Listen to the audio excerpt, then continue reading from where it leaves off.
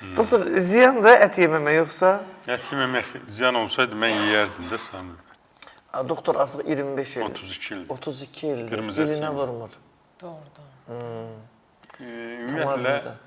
Ümumiyyətlə tamam başqa bir şeydir. Yəni əti buraxandan sonra insanların əsəb sistemi sakitləşir, mədə-bağırsaq sistemi çox normal işləyir, köpü gedir, qəbzlik gedir və təbii ki, insan əti necə yeyir, normal qaydada yeyə bilmir.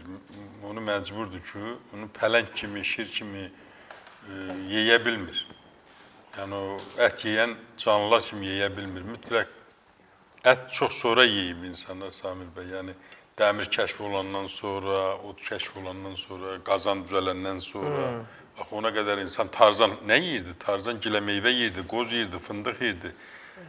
Ətin zulalını qozdan, fındıqdan, gilə meyvədən alırdı. Ona görə Tarzan xəstələnmirdi, ağacdan ağaca uçurdu. İndi bugünkü şişmanlığın, bugünkü qanda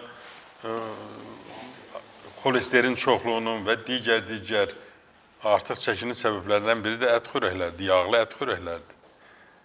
Yeməmə daha məsləhətlidir. Təbii ki, yemək. Yox, məsləhət olsa yeyərdim də. Mən ət yediyim dövrünə, ət yemədiyim dövrü müqayisə edirəm. İndi daha rahatsız. Təbii. Böyük bir fərq var. Əsəb sistemi, ən əsas əsəb sistemi. Doktor, məsələn, qadağanı, indi siz orada fərqli də bizim yanaşmamız. Siz orada qadağanı özünüzə qoymuşsunuz ki, mən ət yeməyəcəm. Yox, mən qadağa qoymamışam. Mən elmlə oxumuşam, görmüşəm ki, bu ziyanlı. Paul Brek və digər alimlər oxumuşam, görmüşəm ki, bu ziyanlıdır.